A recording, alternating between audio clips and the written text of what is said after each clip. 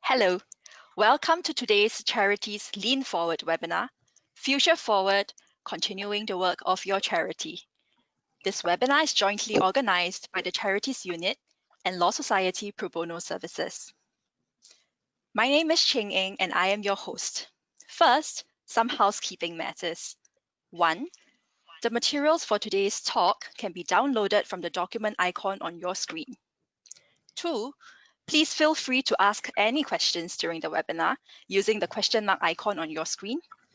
Only the organizer will be able to see the questions. We will do our best to address them during or at the end of the talk. 3.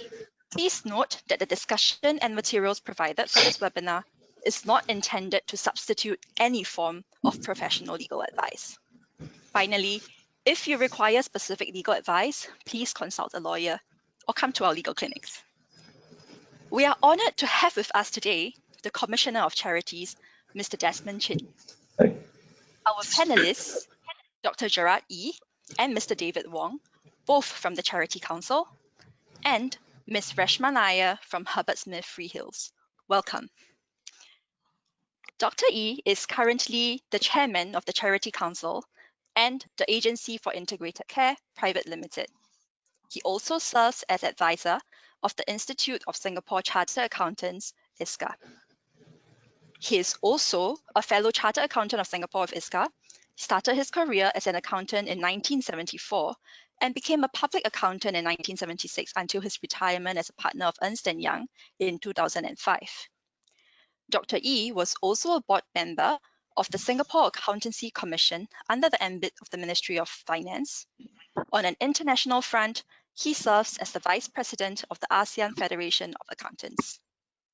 He was the President of the National Council of Social Service, NCSS, National Kidney Foundation, and was also a board member of the Accounting and Corporate Regulatory Authority and council member of the Accounting Standards Council.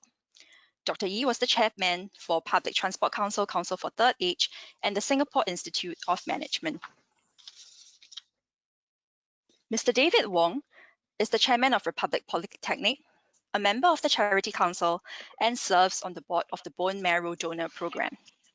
He has previously served as chairman of the Methodist Welfare Services, chairman of the local church executive committee of Wesley Methodist Church, president of the YMCA of Singapore, and vice president of NCSS. He is a member of the Institute of Singapore Chartered Accountants and the Singapore Institute of Directors. He has been awarded the Public Service Star, BAR, and the Public Administration Military Medal, Silver. Ms. Reshma Nair is a Singapore qualified lawyer with Herbert Smith Freehills, a leading international firm with an established track record in the global pro bono legal space. Herbert Smith Freehills has significant experience advising on business continuity planning issues from a legal perspective. Reshma works with the Herbert Smith Freehills team on various arbitration matters before major international institutions with a focus on disputes in the energy sector.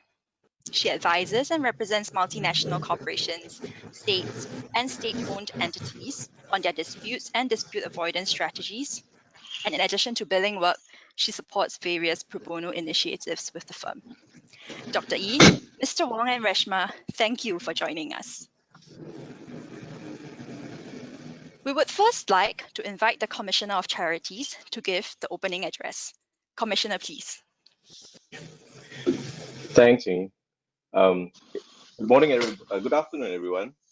It's my pleasure to join all of you today at our webinar that's co-organized with the Law Society Pro Bono Services on business continuity planning for charities.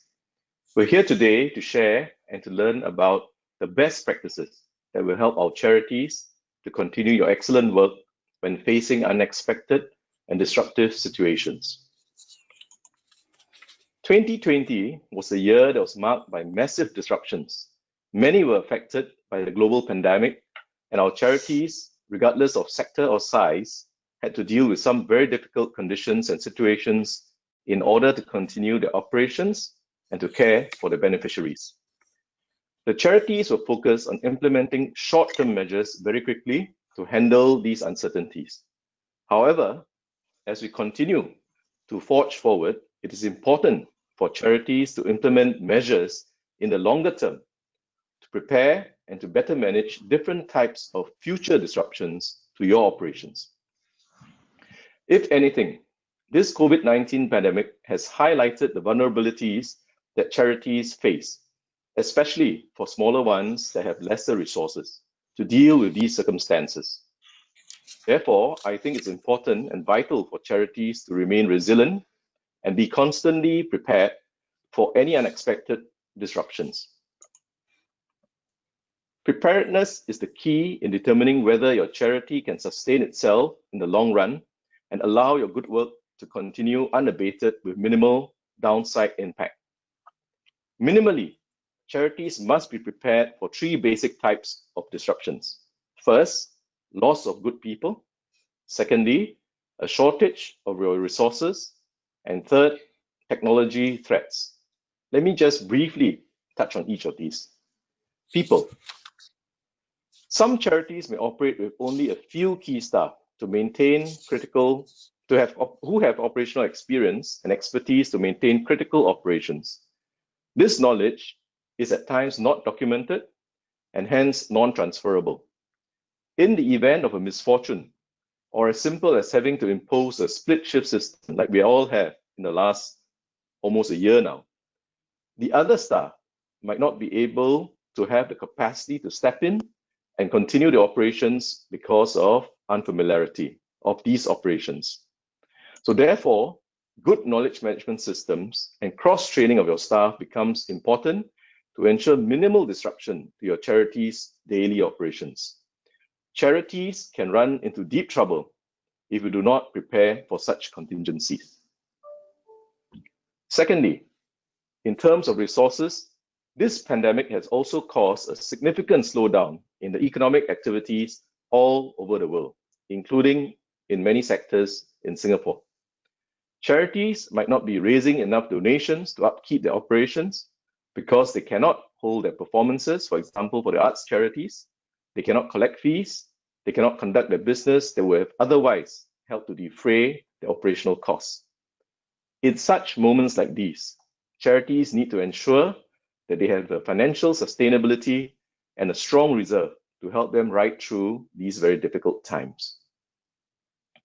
In terms of technology, we have noted that there are more charities now using digital tools to improve their operational processes and providing their services to their beneficiaries. For example, some are using video conferencing tools like these today to provide virtual counseling or tuition for their beneficiaries, or cloud services to manage their websites and stakeholder data. While all these are excellent, innovative, and good, charities must also be aware and be prepared to deal with cyber threats and prevent data breaches or financial losses. So technology is a two-edged sword. It is good in helping us streamline our operations, but we must be aware of the threats that they pose.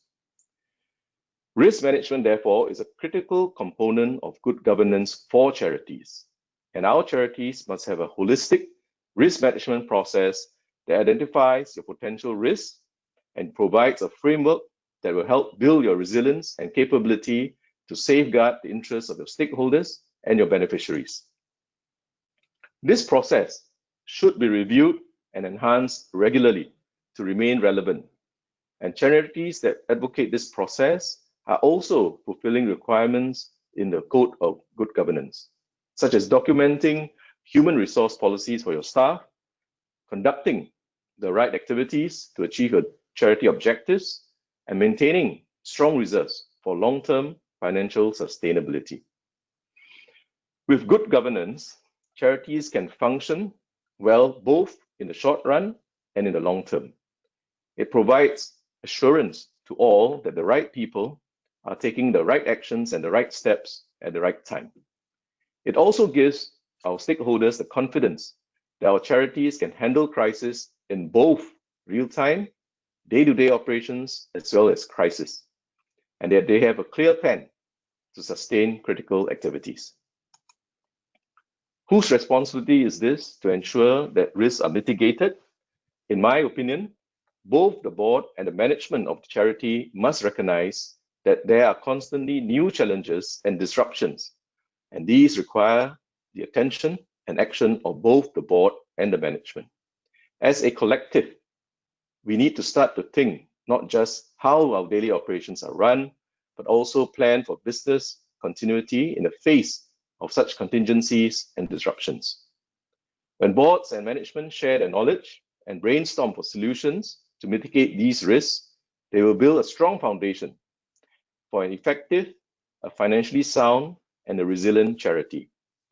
If this has not yet been done, then you are at the right webinar, and this process should start today. There are many sources of help available, and I'd like to touch on a few.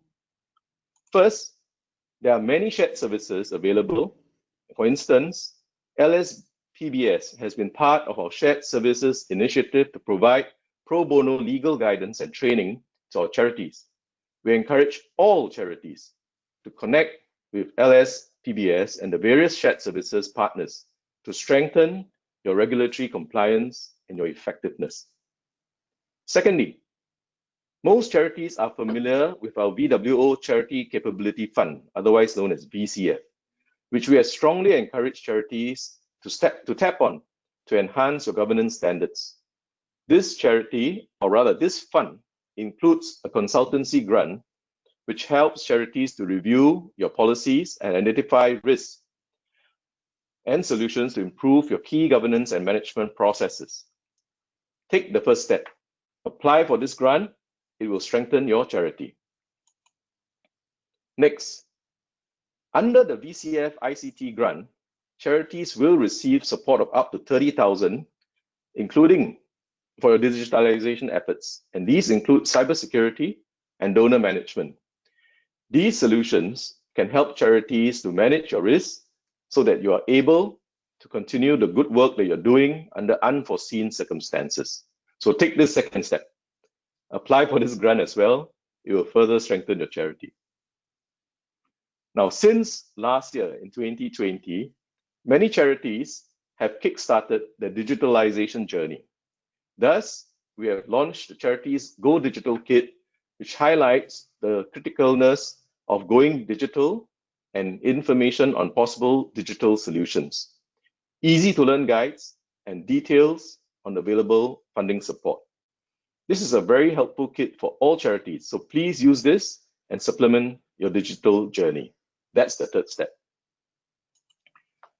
We cannot undo the events of 2020, but we can certainly take bold actions and bold steps in 2021. Today, we can share openly on our own experiences and vulnerabilities so that we can learn from each other and from our panelists to spark new ideas and to strengthen the operations of our own charities. I hope you will then have the determination to take the first step, the second step, and the third step to ensure that your charity continues to manage its risk well and always stay prepared for any crisis. Thank you very much for being with us this afternoon. I'd like to wish one and all a very fruitful conversation and discussion in the next hour and a half ahead. Thank you very much. Thank you, Commissioner.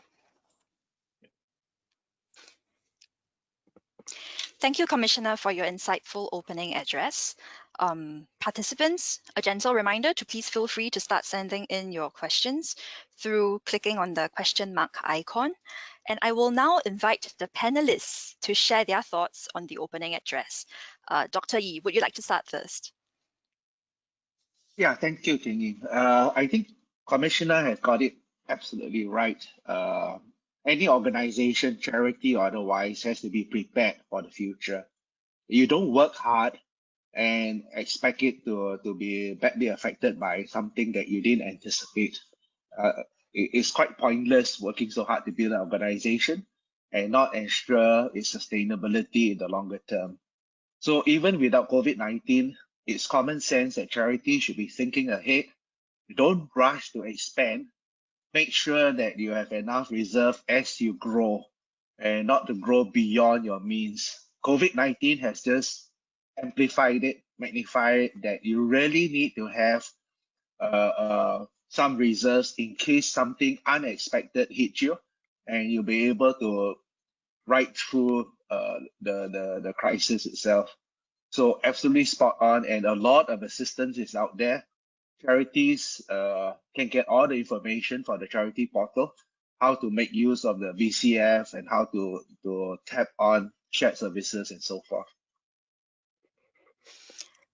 Thank you, Dr. Yee, and I'm sure we will go into greater detail. Mr. Wong, please add on to Dr. Yee's comments. Yes, I thought, Commissioner's speech was excellent. I mean, it sets the stage for, I think, what should be a very interesting discussion. I like the way in which he emphasized the importance of building resilience into each of our charities. You know, this pandemic has set us all back. You know, whether you're a small charity, a big charity, it's set us all back. But you know, I thank God I personally don't know of any charity that's gone under. Do you know, Gerard? I don't think so, right? Okay, some No. has to go into suspended animation, all right. You know, especially the arts or performing arts charities, etc. But I personally don't know of any that's sort of gone under. So really, as we see the light at the end of the tunnel, you know, it's how we bounce back as a sector. You know, how the different charities bounce back, and those who are best prepared, you know, will actually, I believe, find themselves coming out of this pandemic in better shape than they were before, pre-COVID days, okay? Because actually, you know, what COVID has done is exposed many of the needs in our society. You know, it's exposed gaps that needs to be filled. It's created many new opportunities for charities to respond to. And you know, and charities that are ready and prepared, okay, I mean, the opportunities are there for helping, you know, the communities that they serve. So, you know, this thing about resilience and bouncing back, which Commissioner talked about, I think is so important.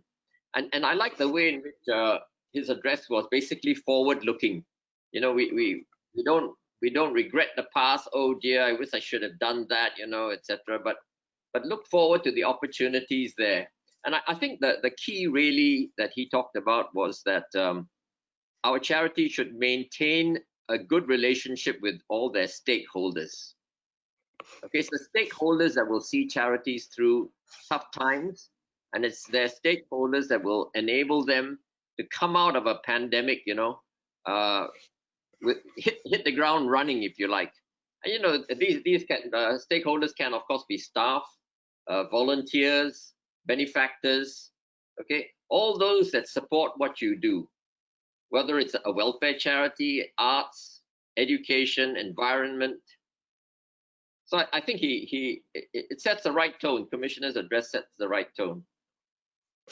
Thank you, Mr. Wong. I fully agree. And there are indeed many silver linings to COVID as we are forced to innovate and to accelerate our digitalization journeys, and charities will be the better for that.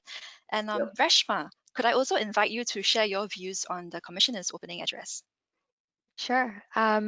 I think I absolutely agree with what both my co-panelists have actually said, and I'm very happy to be here actually with the giants of the philanthropic world in Singapore. I also agree absolutely with Mr. Wong. The address was hopeful, it was optimistic. I think that's exactly the balance that we need to be striking now, perhaps because it's the start of a new year. It's a good way to start this new year to actually collaborate and start talking about all the plans that we have. Cheng Ying, you mentioned how COVID has had silver linings in terms of forcing us to innovate. I think we also often talk about disruptors in the IT scene, not just for charities, but for all organizations. And COVID has been a very large disruptor for all of us. And it's forcing us to rethink, not just for charities, but for all organizations, how better to work collaboratively, and how better to plan our services to those who need it. So yes, actually, we're perhaps going to be all the better for this test that came our way in 2020. And I think the fact that we have so many people joining us today is already a great sign of how we're moving towards that. Excellent. So now let's start the webinar proper with an introduction to business continuity planning. There's a basic question that I'm sure everyone has in their minds. What does the business continuity planning entail for Singaporean charities? Dr. E, could I invite you to share your views with us? I think I'll put it in layman's term that there are two fundamental questions you need to ask. You don't build an organization without wanting it to last for forever, if possible. So one is the fundamental question is, how do I keep this organization going 10 years, 15 years down the road?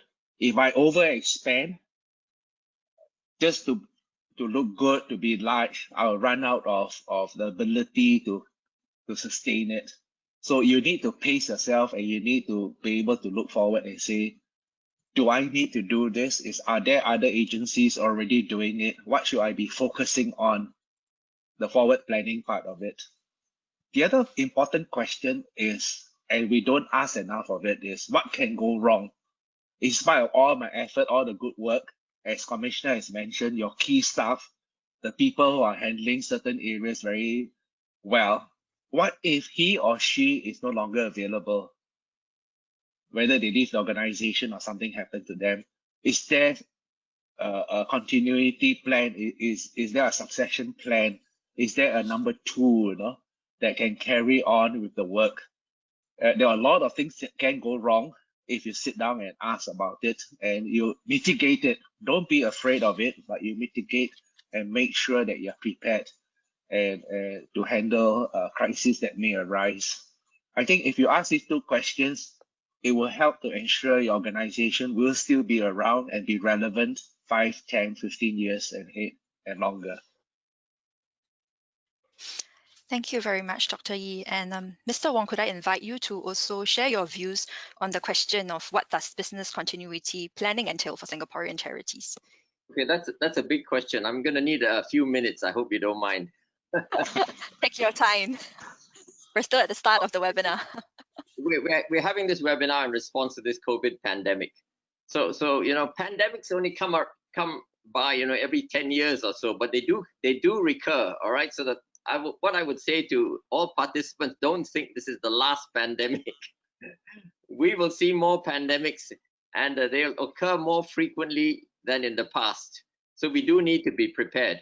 But what's significant about this COVID pandemic is it's global. All right, it's affected every single country in this world. So everybody has been hit. But this is not, a business continuity planning is not just about global pandemics. We can also have a national crisis, a crisis that's just restricted to Singapore. Other countries untouched. It could be a terrorist attack. It could be a natural disaster, floods, whatever.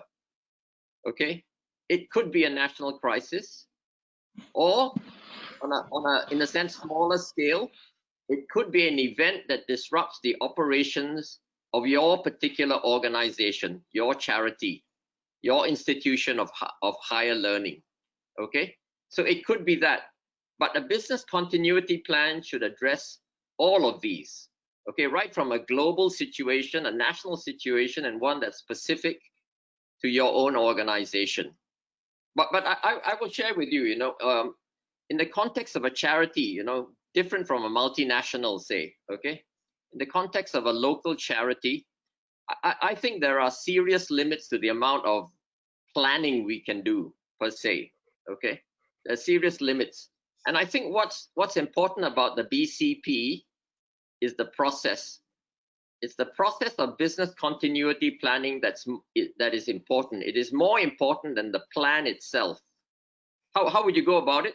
Well, I think, the simplest way, if I had to just summarize, is you would have to sit down as a board and management and come up with a few, what I would call scenarios, all right, that might hit you. Could be global pandemic, could be a national crisis, but more important, what are the events that might disrupt your particular charity, And it can be a simple thing, if you're a performing arts charity, what if your lead actor gets sick, all right, or can't make it on the opening night of the performance? What are you going to do? Okay, it can be simple things like that. But think of the scenarios, that represent your worst nightmare, and ask yourself, what would you do if something like that were to happen? Okay, by all means, document your thoughts. And if you document them, however systematically, that in itself forms the essence of a plan, the business continuity plan. But the process helps clear our thoughts, okay? It helps us, in a sense, be mentally prepared, all right, so that we're not caught off guard. But we actually do need to go one step further and ask ourselves, what can we do to put in place actions, assets, resources to help us see through that kind of an eventuality if it does occur, okay? Do we have enough reserves, as Gerard E. mentioned, you know, if, in case it threatens our financial existence, okay? Do we have enough staff? And that's why I think commissioners talk, you know, where he mentioned resilience is the key, all right? I counted it, all right? He used the term disruption at least 7 times, all right? So the focus of BCP should be disruptions. He only used crisis twice. So it's not that you have to prepare always for a really big crisis. It can be a relatively small disruption, but one that could interfere with your operations, maybe only for a day, maybe only for a week, okay? I mean, this global pandemic is going to hit us for over a year, okay? So there are different scales, but ask yourself, what do you need to put in place now to be prepared? And you can think of, you know, some of these situations will seem intractable. There's nothing I can do about it at this stage. But I think if you think out of the box, you can find solutions. And I'm going to offer you just one example here. I think charities can do more to form alliances with other charities or other like-minded organizations. I think back to there was one nursing home, all right, that was hit by COVID, and all its nurses, okay, had to be quarantined. All right, how does it continue its operations? You know, when all its nursing staff, all its medical staff have to be quarantined. Well, actually, MOH, the government did a great job. They stepped in and they got all the other nursing homes, each one to surrender 1 or 2 nurses, all right, to come and help in that nursing home.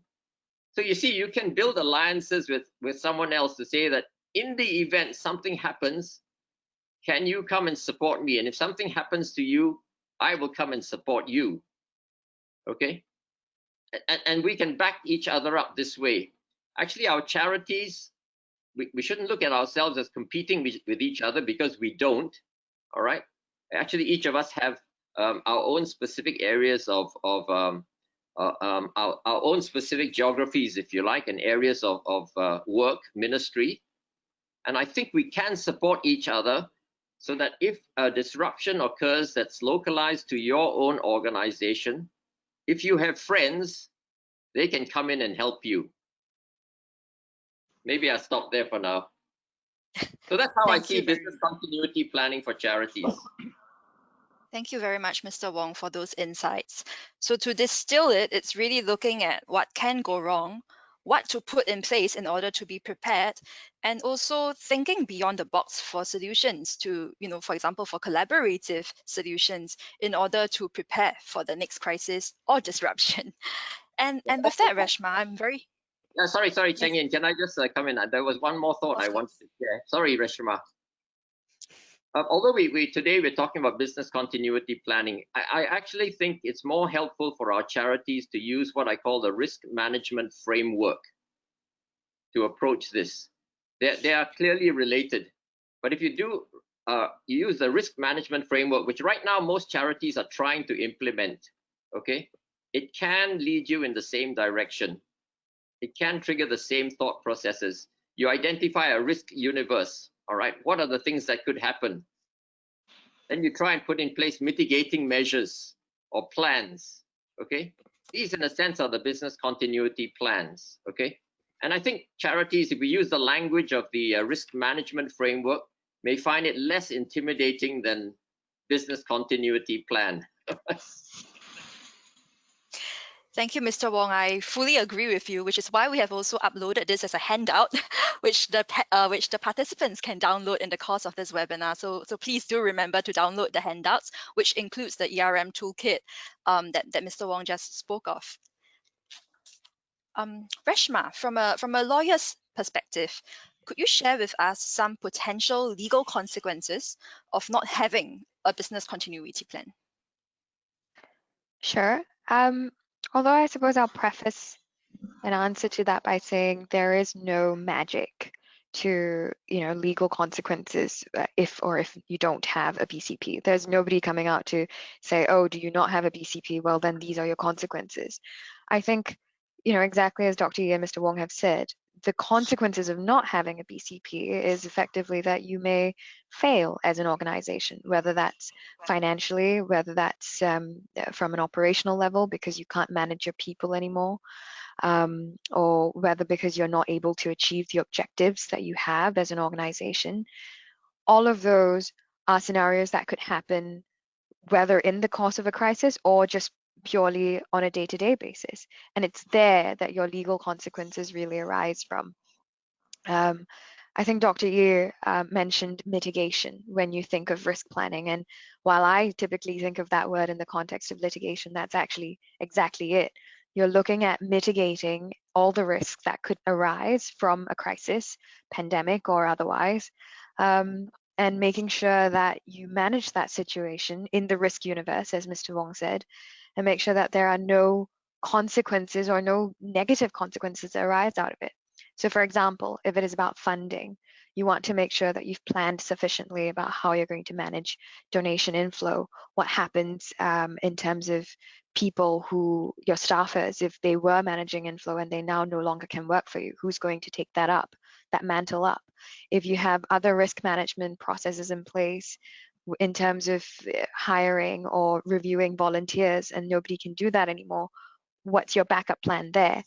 And if you have those backup plans, one hopes that you will then have no legal consequences that arise. If you don't have backup plans, then exactly for the reasons that you would think of in a day-to-day way, you would have legal consequences for that.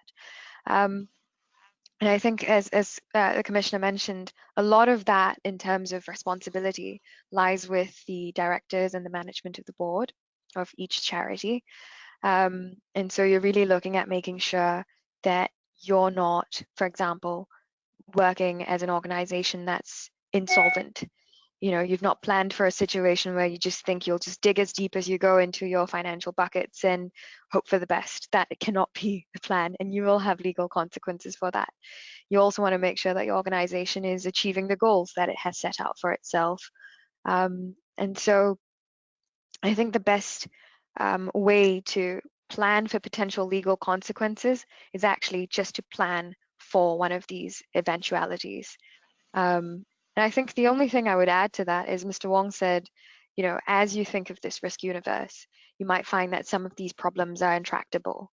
Honestly, if you find those problems are intractable and if you don't have solutions for them now, that means you're not going to have solutions for them when that scenario arises. So you really do need to start thinking about scenarios for where you don't have immediate solutions, whether that's by collaborating with others or actually reaching out to someone like LSPBS in terms of figuring out what a good backup plan would be, or whether if it really comes down to it, you realize that, okay, in that scenario, it will no longer be sustainable for the organization to continue its works. And if we hit this serious situation, maybe the best scenario would for us to stop operations in order to minimize the risks that come out of that, then that is then your solution. So intractable problems cannot be left unconsidered at this point. I think that's really where this whole BCP planning has led us to in terms of an answer. And Reshma, I have a follow-up question, because everyone has mentioned that the board and management should take hold of this and start the business continuity planning process if they haven't already done so. Will they have any personal liabilities if they fail to embark on this business continuity planning process? Well, liability as directors and management is effectively personal. So your worst case scenario is that the organization fails and the stakeholders actually have to hold someone responsible. So if you imagine it as some sort of legal action, it will be those people's names on that paper. But I think the whole point of this conversation is to make sure that it doesn't come down to it. And so that we don't stress anybody out. Your liabilities are no different from the liabilities that you signed on for when you became board members of the organization that you are board members of. Just because we've got pandemics now doesn't mean you have additional liability or specific responsibilities that you've got to pull on board. You just need to make sure that your organization does not fail, meets the objectives that it has, and that you continue to meet the obligations that you have to the organization. Perhaps I can Thank just you. chip in, Cheng Yin. The Yes. question of directors' liabilities of charities. Let me just say this quickly. I mean, I think as a board, most of us would accept those jointly and severally, although our names do get on individually, all right? But what we have to be prepared against is negligence. So I think the best defense we have against any action really as a charity is to make sure as a board, okay, that we are not negligent and that we carry out our duties to the best of our abilities. It's a fiduciary trust that we hold, and we have to discharge that to the best of our abilities. And if we can, I mean, it's unlikely that anyone would take action, but if an action was served on us, then that is our best defense, that we have done all we can, all that can be expected of us. Thank you, Mr. Maybe I'll add on something to what David has just said, especially with regards to that people may be, or alluding to the people may be hesitant to take action against us because we are a charity and we're doing it out of goodwill. I think a lot of charity has the misgiving that because they're a charity, they can get away with some of these things. And many charities just do not consult their lawyers enough. So simple things that could get them into trouble will be employment contract. You see it so badly drafted, and sometimes you do encounter certain individuals that are out to give you problems, and because your employment contract is so badly worded, you're caught, you're stuck with it. Or even a building contract, just because you're a charity doesn't mean creditors and things is not going to take action against you. The charity is the work that you do outside, but don't expect people to be charitable towards you. So make sure that you are protected, and any legal documents, contracts, get it vetted. And it's always very useful to have a solicitor on your board to guide you. If I may add to that, I think one of the convergence that we're seeing is that charities actually need to stop, exactly as Dr. Yi said, just thinking of themselves as charities. What all of this has led us to realize is we have to start thinking of ourselves actually as corporate organizations. What would a corporate organization do? You need to do that too, whether it comes from your liability or concerns about liability, or whether it comes to how you'll manage your operations. You have to assume that you're basically running as if you're a sustainable profit or not-for-profit organization that can actually sustain itself. Thank you very much, Dr. Yi, Mr. Wong, and Reshma for sharing those insights. I agree that beyond the legal consequences that have been raised, there are also certain consequences like reputational consequences, which have been brought up. And indeed, the ways to limit such liabilities would be to, first of all, do your best as though you are running a for-profit organization, and such that the charity, nothing untoward happens towards the charity. And one way to look at that is to really look at the board diversity as well of the charity, to make sure that you are adequately equipped to support the charity in all its functions with people who have the right skill sets and competencies. So with that, we will move into, yes. Sorry, before you move on, I'm glad you mentioned the word diversity. Unfortunately, in the community, this word diversity has been hijacked and misinterpreted as having more women on your board, when in actually diversity means you must have a good mix of people with different knowledge and skills on your board to cover as wide an area as possible. Of course, having more women on your board is desirable, but I think diversity here is don't have a board of very charming people, all just of the same mind. A board of nothing but accountants, retired accountants, is not going to be very useful. So you need to have a lawyer, accountant, and a good mix. Yes, thank you for sharing that, Dr. Yi. Agree that accountants are very useful, coming from someone who is absolutely useless with numbers. and now we will move on to tips for preparing a business continuity plan. I will invite our panelists to share some tips on preparing one. During registration, we had asked the question, does your charity have a business continuity plan? And the answers are 38% saying yes, 29% saying no, and 32% saying that they're either not sure or that they're in the process of preparing one. So, Dr. Yi, what would your advice be for the 29% of participants who do not have a BCP? How do they even get started, when you're starting from ground zero? I think just now David gave a very good suggestion on how to approach the whole thing.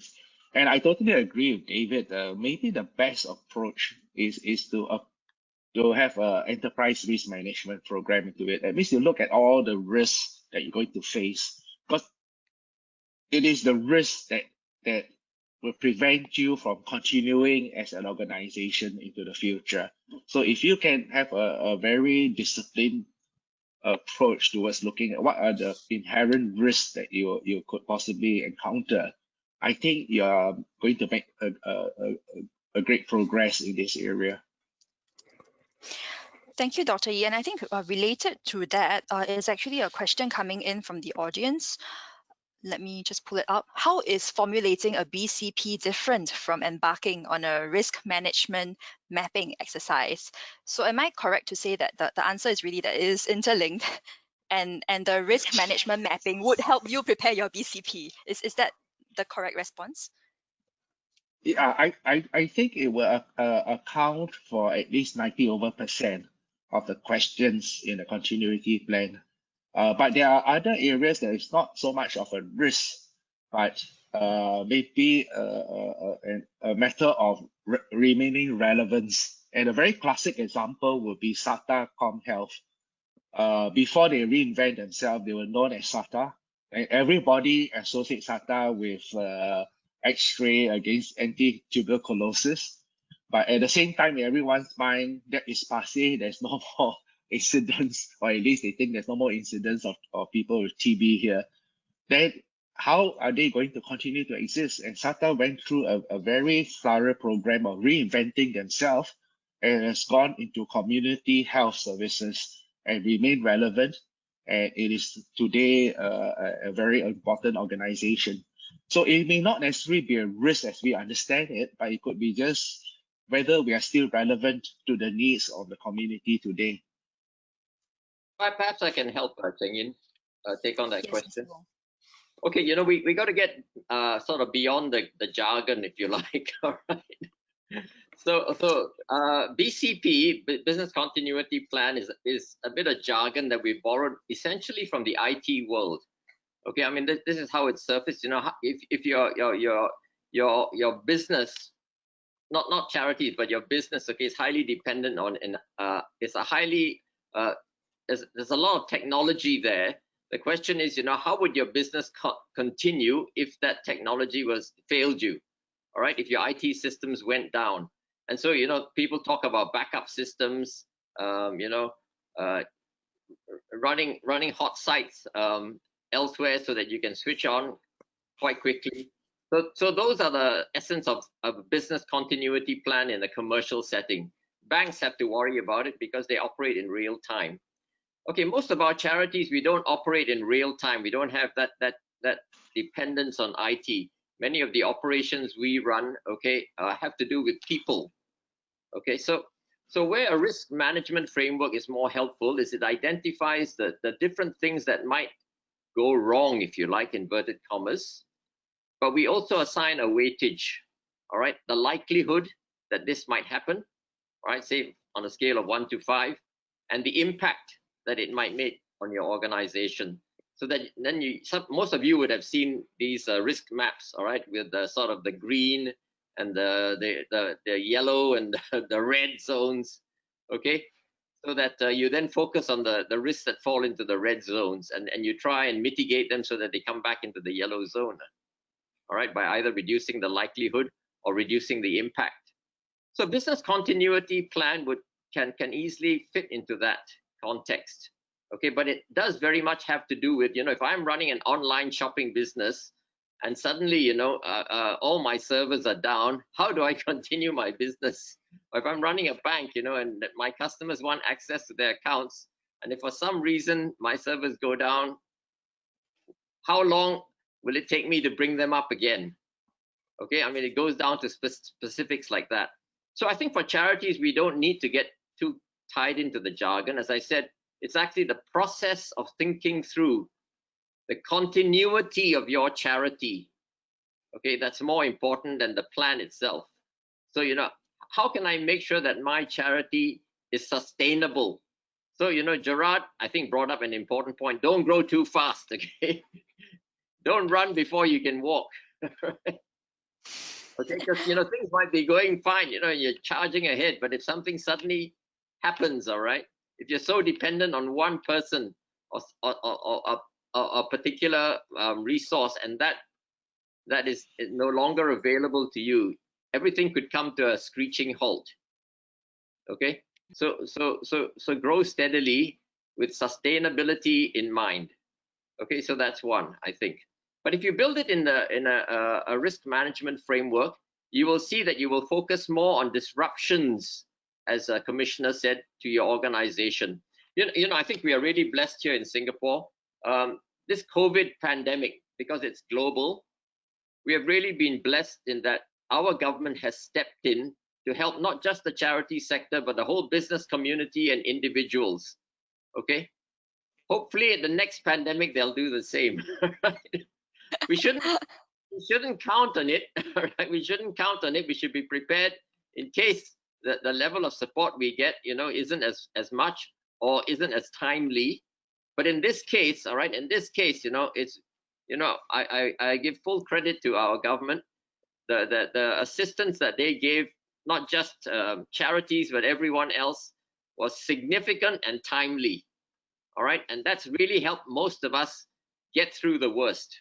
As I said, we can begin to see the light at the end of the tunnel, and enable us to regroup and figure out how we can keep our operations going. Yes, I think I don't know of a single charity that was not impacted. I think all of us were impacted, but in particular, it was the operations of our charities that were impacted. I think most charities, more than 90% of the charities, will find that financially the impact, although significant, actually wasn't existential. All right, wasn't existential. They will be able to survive because of the help, the financial help that they've got. All right, but you see, with a risk management approach, we can focus on what's going to disrupt your operations. Okay, so what if staff resign? Okay, what if for some reason your servers go down from an IT point of view? All right, what are the risks that you face? It could be a reputational risk, okay, which endangers the continuity of your charity.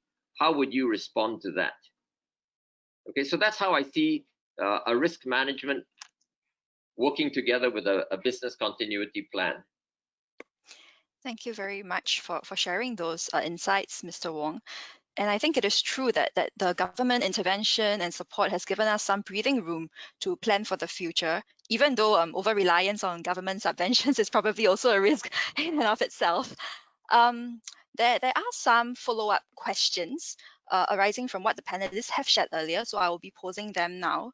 There is a question which perhaps only the members of the Charity Council may be able to help us with, which is whether there are any plans to update the ERM toolkit, which is on our handout download, because it was issued in 2016. I guess another way to look at this question is really, are those processes, such that you can just apply the same framework and go through the same steps without there being an update to the 2016 version? Because I've seen it and it looks like quite a commonsensical, straightforward way of just guiding the board and management's thought process to resolving issues and finding solutions. So, Dr. Yee and Mr. Wong, do you have Yeah, any? no, the questions or the framework remains the same.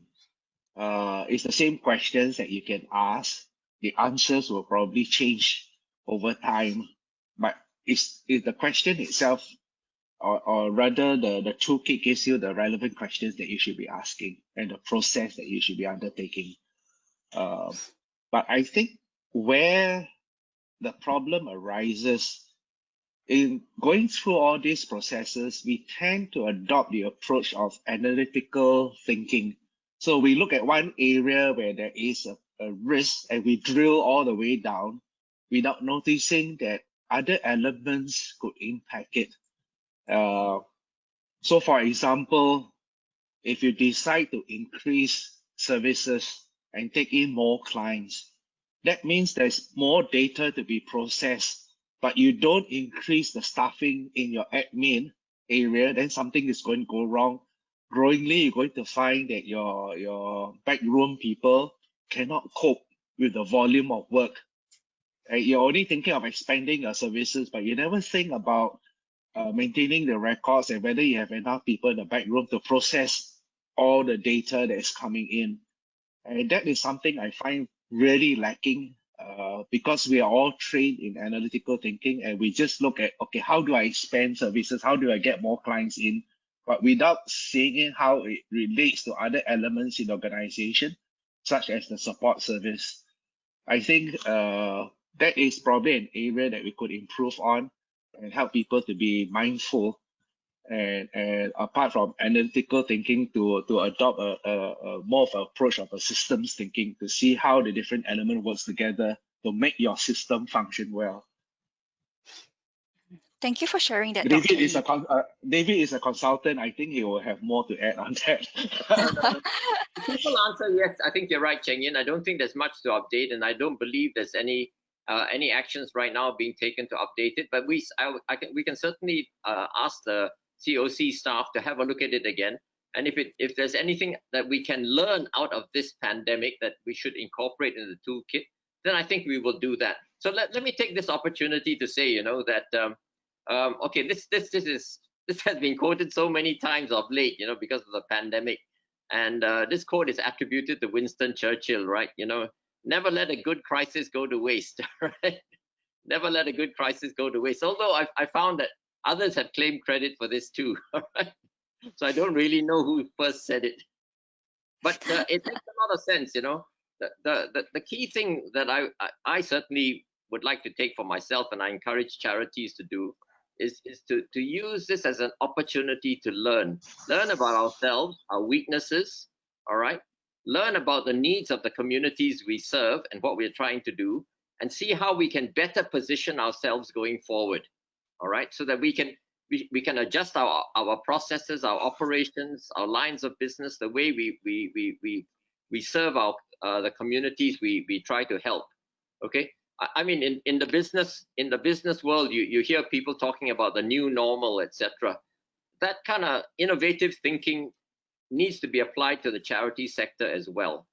Don't assume that the way you ran your charity or the operations pre-COVID would necessarily be the best way post-COVID. There are new opportunities out there. It's a different world now, okay? And we should take advantage of that to learn from this situation and see how we can move forward.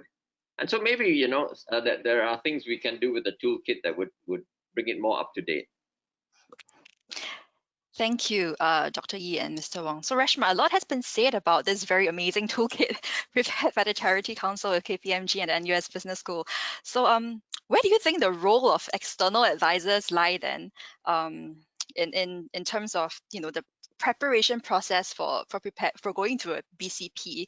Are they really required when a charity is preparing a BCP? Well, I suppose speaking as a lawyer myself, I know there is this tendency for all of us to run to a lawyer to hope for, a kind of rubber stamp that everything is fine. But I think my recommendation, at least, is that there is no need for our charities to go running to a lawyer now, especially if you're thinking of a BCP plan now. I think the toolkit, for example, is a great starting point. And really what we've been hearing from my co-panelists today is that what it really requires is a regrouping. Your BCP is an opportunity, well, this entire time frame that we're in is an opportunity to sit down and rethink all your processes, from your operations, your management, to financials, and kind of come up with answers to any roadblock that you can or may anticipate, or that you now have to sit down and creatively think about what kind of roadblocks that might be. We might have never come across those before. We certainly didn't envision ourselves all going into lockdown. And it's just about planning around that. And I think once we plan around that, once we use the toolkit, once we sit down, brainstorm, and come up with kind of backup plans for any of these eventualities, then perhaps that's the time to go to an external advisor, not for the rubber stamp, but just to make sure that your solutions in fact hold water, right? Hold up to scrutiny. If that's a question as to, okay, here is my BCP, here are the processes I think will put me in place, here are the answers I've come up with. For example, in terms of finances, I know we have some smaller ticket charities with us today. You know, you may have a benchmark of this is as far as I can go in terms of dipping into reserves before we have to call a stop to whatever processes we're running. If you've come up with an answer there, then maybe that's the time, you know, after you have the answer, to go and check in with an external auditor, lawyer, counsel service, to make sure that that plan actually holds up to scrutiny, and that, you know, either from a legal consequence point of view or from an operational point of view, that is a sustainable plan. I know that, you know, legal services can be very expensive, and that's not always the first thing that you want to do when you're running a charity, but I also know that there are great resources actually already available to people. So LSPBS should, I think, be charities one of the first ports of call that you can have. Cheng Ying was actually telling me about the Assist NPOs program, where you have clinics run for charities, where you have 45-minute consultation sessions, where they can run through your BCP for you as a new item on these clinic sessions agenda. They will also help match you to pro bono lawyers that can help look at this. And I suppose as a lawyer myself, I know for a fact that it will be a lot easier for lawyers to assist if you actually come to us with a plan and for us to look it over, rather than come to us at a very early stage and say, well, help me put it together, you know, and probably that's the best time to engage external counsel. I think there's also the VCF grants where they can come in and review your policies. In addition to the toolkits that we've been talking about. Cheng, if I've missed anything else in terms of external resources, do jump in. No, thank you, Reshma. I think you've covered it very adequately. And there's actually a related question from the audience arising from this, which is, you know, because we have been talking about how the BCP, the planning process starts internally. If you have in-house counsel, that would be a great way to also get the legal aspect, you know, covered when planning your BCP. Someone has asked, would the panelists agree that charities need to understand that there is a need to get adequate manpower to oversee important areas like governance, etc., instead of relying on just getting by operationally on a daily basis? Perhaps I could invite Dr. Yi to share your views first. Yeah, I absolutely agree with that. That's why earlier on I was alluding that your back room mustn't be undervalued. They are the one who make sure that everything is functioning, your records are kept up to date accurately and so forth. The governance part of it, you cannot just provide services and not ensure that the record keeping is tidy and you have proper accountability. So yes, you need to build it up. Unfortunately, that has been relegated to a by the way function by many charities.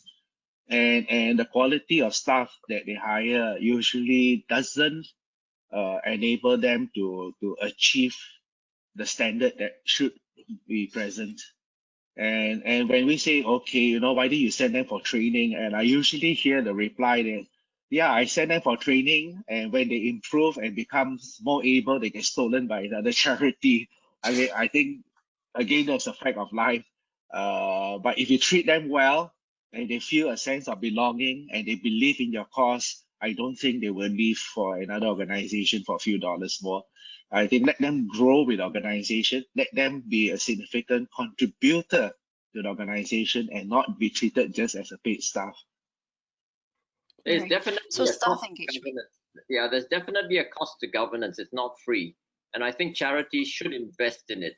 So it is that the questionnaire is correct. You know, the questionnaire is correct. You shouldn't just focus on the day-to-day operations. Governance is very important, and it's implied in his question. I think he realizes that good governance is one of the key factors in helping a charity survive a crisis. Okay, if you have a strong board and a board that's committed passionately to your charity, you'll find that the board is the one that's going to help pull you through a crisis, whether it's a pandemic, a national crisis, or simply a disruption to your own operations. So I think the board is also a useful resource, and manpower invested in making sure good governance, that the charity's governance standards are high, is worth every dollar spent. There is another question, which talks about, that if you wanted to try and identify various risks, it's only as good as what you know. How can you expand your horizon in building resiliency? And I think that is a useful question. It is good sometimes to get someone to look at your charity from the outside, someone who is, I hate to use the word, it could be a consultant, it could be a lawyer, it could be anyone who is a friend of your charity. You could invite them to come in and look at it, take an independent look at yourself, at your charity, and see what are the areas, which are prone to risk, or where you're exposed, or any ideas or suggestions as to how you might be better prepared, in the event of a crisis. So I think it's always useful to have someone look at you from the outside. Mm. I totally agree. If I may add to that, at least in terms of the question, good governance. Good governance is important on a day-to-day basis, but I think all the more important if you have good governance today, knowing, and that will just give you so much more comfort knowing that in the course of a crisis, that's already all in place, that you don't have to worry about all of that, and that in fact, the people there and the systems there can then step up to meet the challenges of a crisis. So at least in terms of legal consequences, or from a legal perspective, that's important now, and it's all the more important to have it now so that you can meet the demands of a crisis. Thank you very much for sharing your views. There's another question from the panelists, which is also related to the topic of testing, or whether a BCP is adequate enough. So the audience has asked for tips from the panelists on testing or auditing whether the charity's BCP has any glaring omissions or inadequacies. And I guess this question is really quite relevant, because when you go to an external consultant, for example, especially for like IT areas, they would recommend things like penetration tests, vulnerability testings. All these very big words are thrown at us.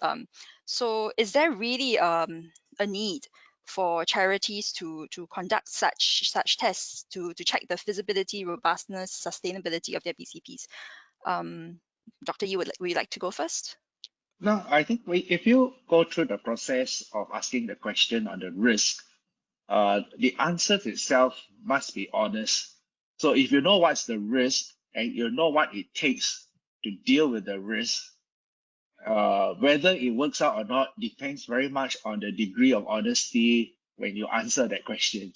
If you just call yourself, say, oh yes, okay, this can happen, but we are okay, then you're inviting trouble. I think be realistic.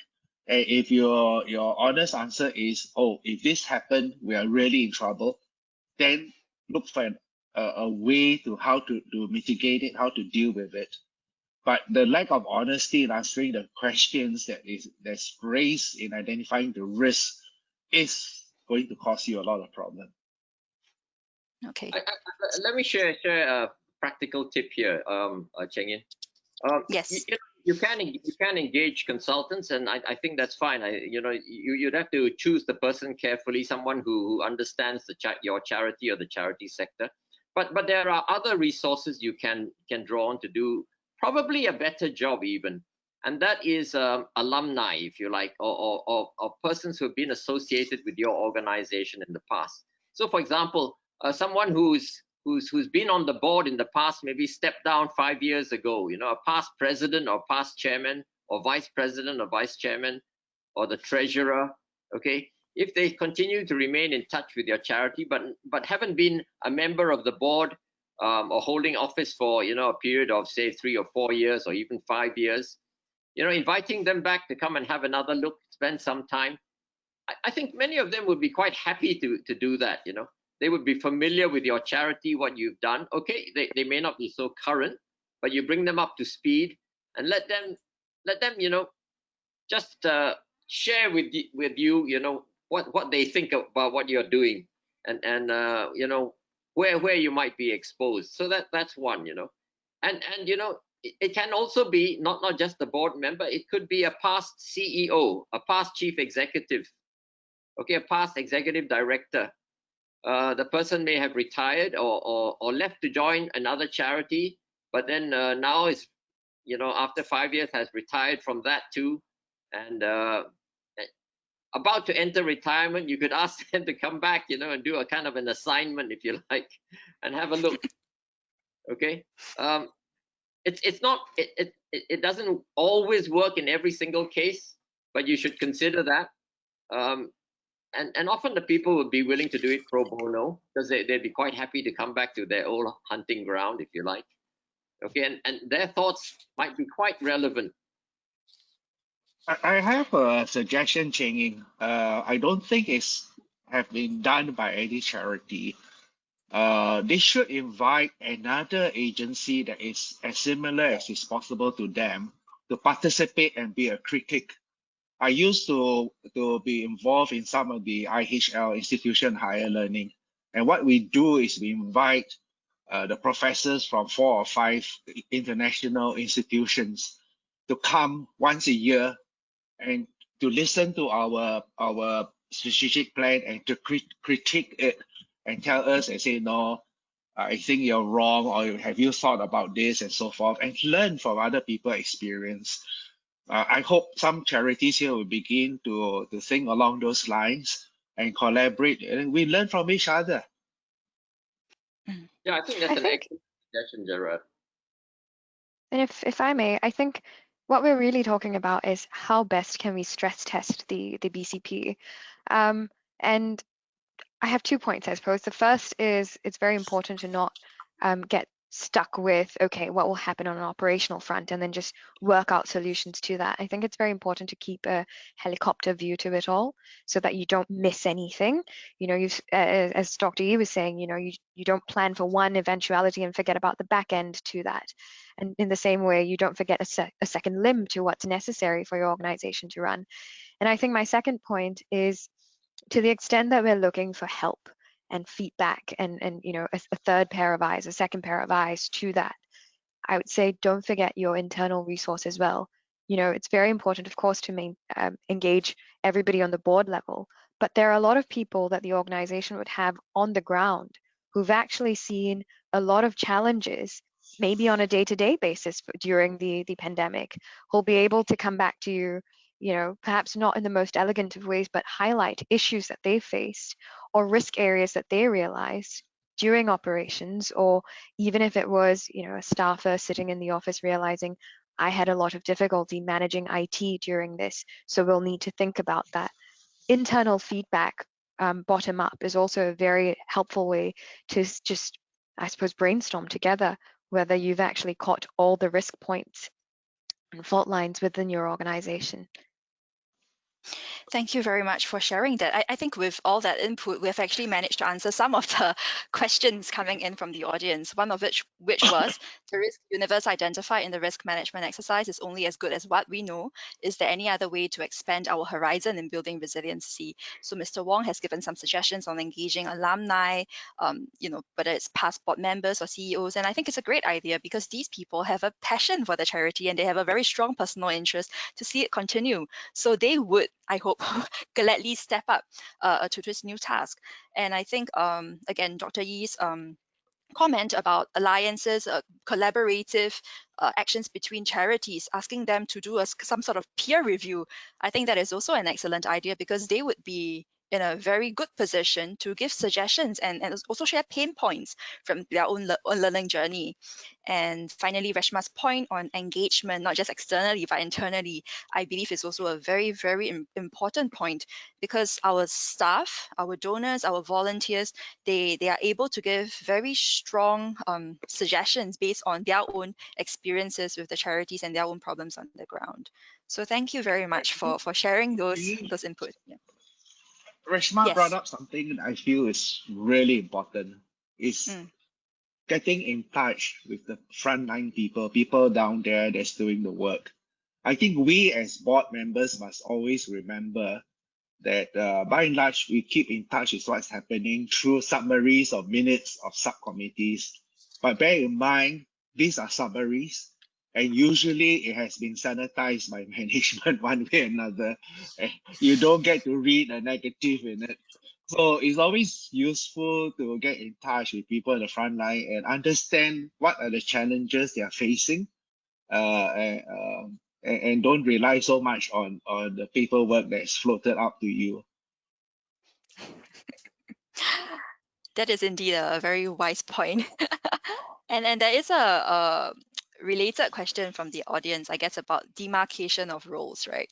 So I guess information might be sanitized, so to speak, by the time it gets up to the board. So the question is, could the board clarify the difference in role between the board on one hand and management on the other hand when preparing a BCP? Would any of the panelists like to take a stab at answering this question? Mr. Wong. Obviously, this question really depends on your charity and how it's structured. Some charities have quite a strong management team. They have a full management team. The larger ones definitely do. And in those situations, the charity is really run by the management, and the board can really take a purely oversight role. On the other hand, there are many charities where the board is quite actively involved in the running of the charity.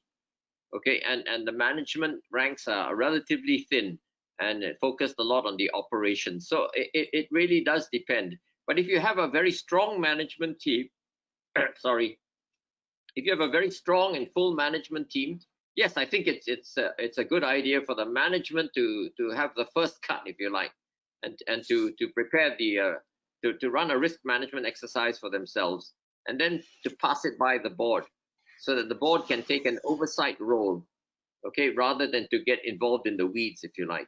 But on the other hand, if you're a smaller charity, the exercise may well be led from the board.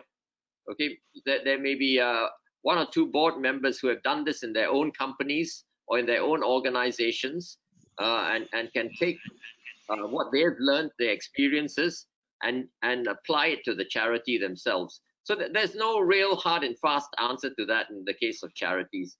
You have to look at your own particular charity to see what's appropriate. Yeah, I totally agree with what David has said. But on a generic level, I would say that ultimately the board's role is to preserve the mission and vision of the organization itself, their oversight. And as David said, depending on the size of the charity, it's a blessing if you have a very strong management team that can actually handle the operational side of it. But for smaller charities, that is a luxury.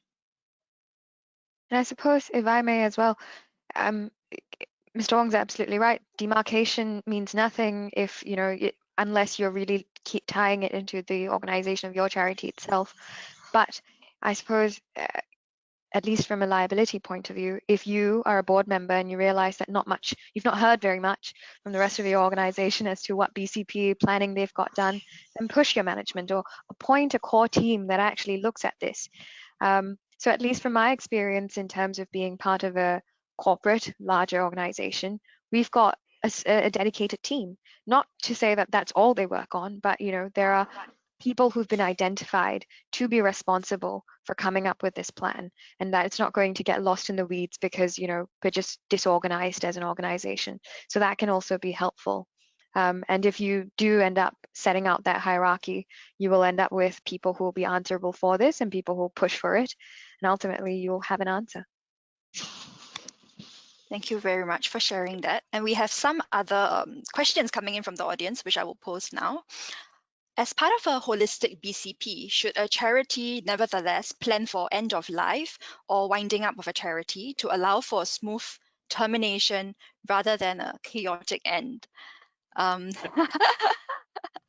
I'll just Wong, have would you like to share? Yes. then Gerard is probably better able to answer that. I think again it depends on the nature of the charity. I hope most of our charities shouldn't be thinking about end of life, right? So that in general, I would say it's not necessary. But I guess if you're running, say, a shelter for homeless animals, all right, or a home for persons who don't have a home, and in the event that you suddenly have to terminate, it would be good if you are somehow able to if you're somehow able to carry that out in an orderly manner, rather than, for example, have to put down all the animals in your shelter, because there's nowhere for them to go. Okay, so I think it depends on the nature of your charity to a large extent, whether or not this is really important. But I think in most cases, touch wood, if really a charity has to be terminated, in most cases it can be done smoothly, even if you don't have a plan, if you like.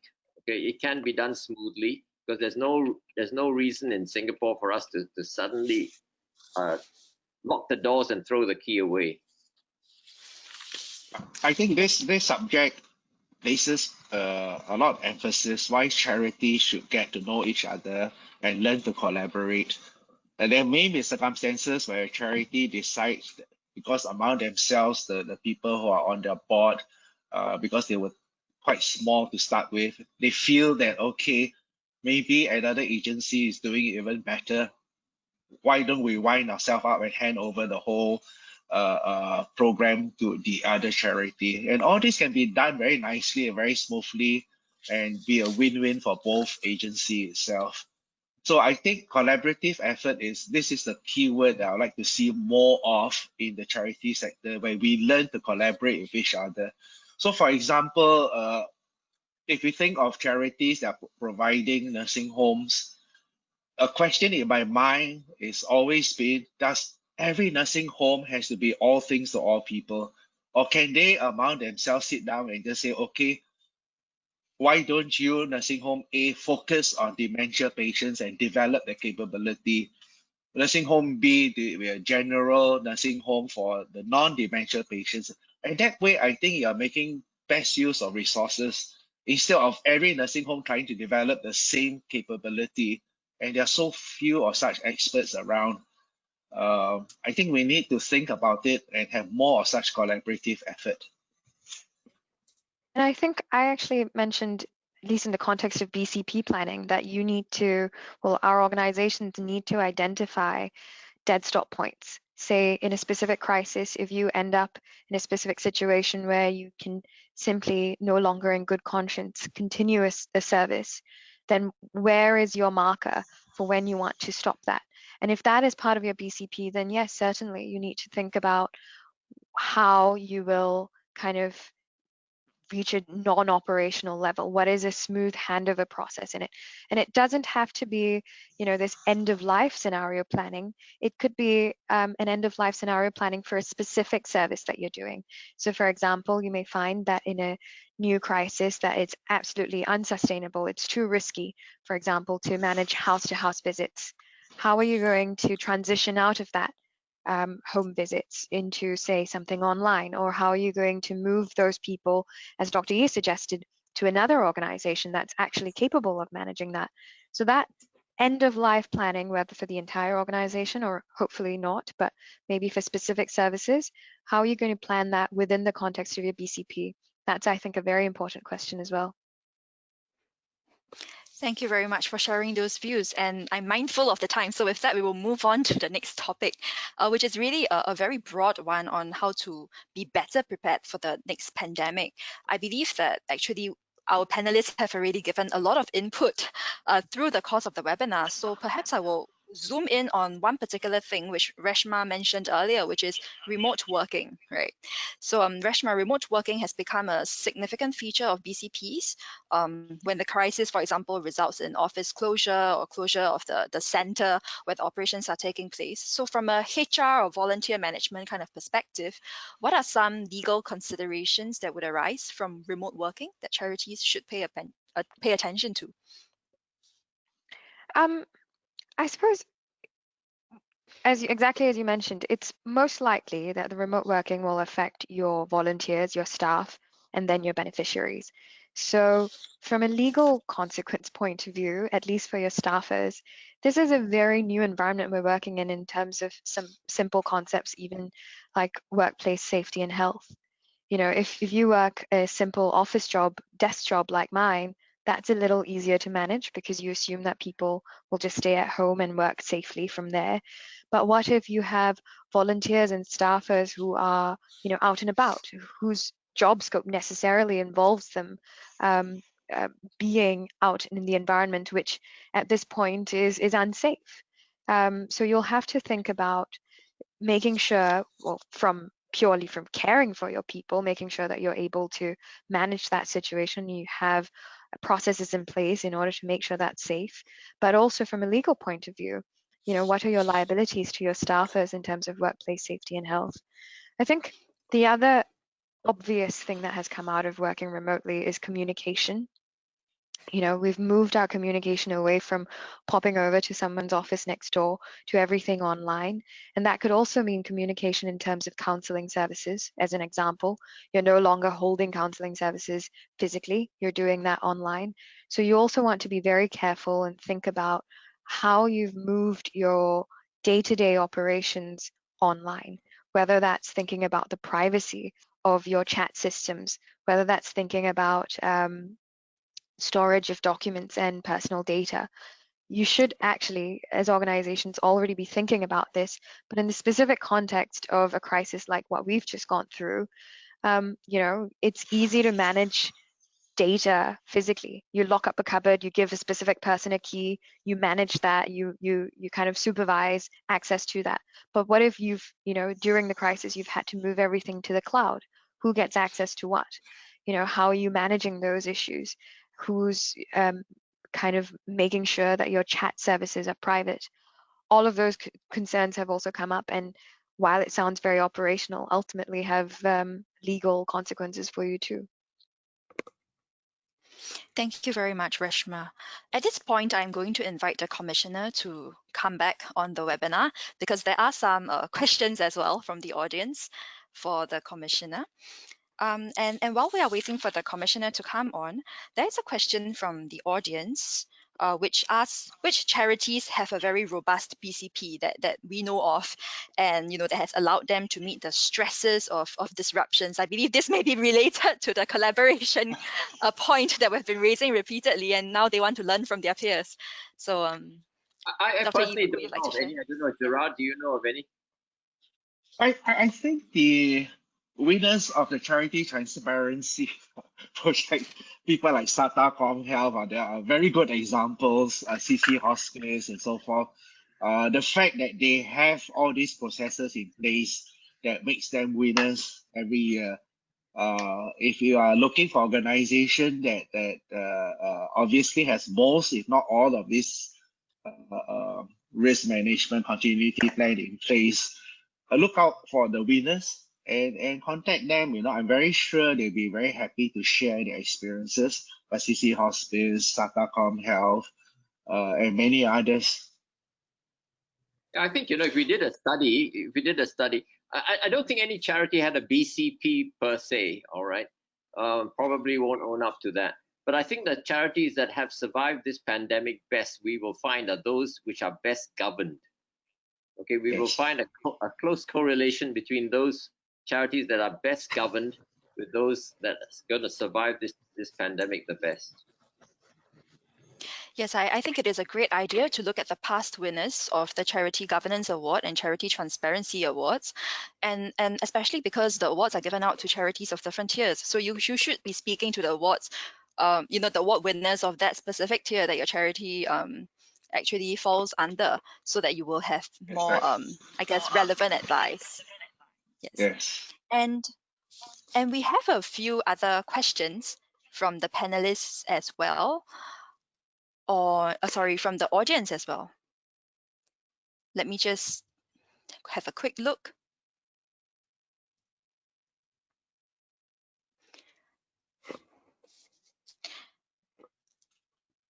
Maybe while you're doing that, the other thing that I would encourage charities to do is actually to build up a core of volunteers that you can depend on. Volunteers really will come to support you because they believe in your charity. And in times of crisis, you'll find that the volunteers are a wonderful source of help to fill in gaps, to do things that you wouldn't have imagined possible. So if you've got a team of loyal volunteers, a core team of loyal volunteers, that is an asset that you would really appreciate. You couldn't value more, and that really is one key factor in seeing a charity through a crisis. Yeah, I also wanted to add on to what Reshma has said about working from homes. Bear in mind, not everyone's environment provides you the privacy. And remember the saying, walls have ears. So you just don't know who's around hearing what you have to say. And some of these things may be sensitive, confidential, and so forth. And if it accidentally get repeated out there, you have serious problems. Thank you, Dr. Yi. And yes, Reshma. Sorry, I was just going to add one point. One of the things that we might not have touched on actually is the importance of having someone who's dedicated or designated as the person who will communicate all of this to your entire organization when the crisis hits. Because it's all well and good to plan in advance and have this maybe a beautiful, roadmap and document that says, this is what all will happen. But when the crisis actually hits, you need to mobilize. You need to start telling people, okay, everyone, this is what we're going to do. Your role is going to be like this. You need to transition out. For example, as Dr. E mentioned, you'll need somebody to actually remind your volunteers, the walls have ears, make sure you're setting yourself up properly, make sure that you're carrying out your obligations in a specific way, and that you're mindful of all the necessities that come out of it. So in addition to having a core team that will help you plan the BCP, it's very important to think of how you'll also execute that BCP. Communication internally as well as to the beneficiaries externally is very, very important. Thank you, Reshma. And thank you, Commissioner, for coming back on. We have some questions from the audience from you. And Yes. because one thing which we spoke extensively about was the need for charities to collaborate instead of seeing each other as competitors. And the question is really about how charities should go about doing so. So the question is, there are many small charities with similar causes, and even amongst larger charities. So should there be some kind of rationalization or opportunities for charities to merge or collaborate further? Because if not, there is a tendency to compete for funding and for people. And there's also a wish expressed that there could be some motivation or encouragement from the Charities Unit as well to facilitate this cause. Commissioner, please, your views. Thanks very much. Thanks very much for the question. My apologies. At first, I thought I was in the webinar until I realized I did not unmute myself or start my camera. So my apologies for that. I think there was one of the panelists, I think it was David or Gerard, who mentioned a little bit about mergers. I'll just add on to that. Well, it is possible if your objectives are similar. There is a possibility to do that if you think that you will become stronger for it. But we must be mindful that whether you're a small charity or a large charity, the the board as well as the management that's running each of these respective charities must come to some agreement that they think that they will come out stronger for it if they do merge. And certainly if they're not going to come out stronger for it, then there's no purpose, or there's no real value in doing so. So I think whether you want to merge or not, it's not so much whether you're in competition with each other. I think the focus should be on whether you can come out and deliver services that will be for the greater good of your beneficiaries. And very importantly, both parties must agree. You take two hands to clap. If one is not agreeable, then I think it's not gonna work out now. Thank you for sharing those views, Commissioner. And with that, we have to bring the session to a close. There were some questions, or rather feedback from the audience asked through the chat about whether the Charities Council can, consider engaging pro bono skilled hackers to stress test the BCP, whether the ERM toolkit could be improved to highlight the strong interplay between risk management and the BCP process, as well as some questions on where they can find resources on cybersecurity hygiene practices. These are feedback that we will pass on to the relevant organizations. And as for the question on practices, we can answer to those respective participants as well after the webinar. So please remember to download the webinar materials, and after this webinar, we will send a feedback form for your completion. We value any comments that you could provide so that we can improve our webinars. And if your charity is in need of legal advice, please contact the Law Society Pro Bono Services at assistnpos@lawsocprobono.org.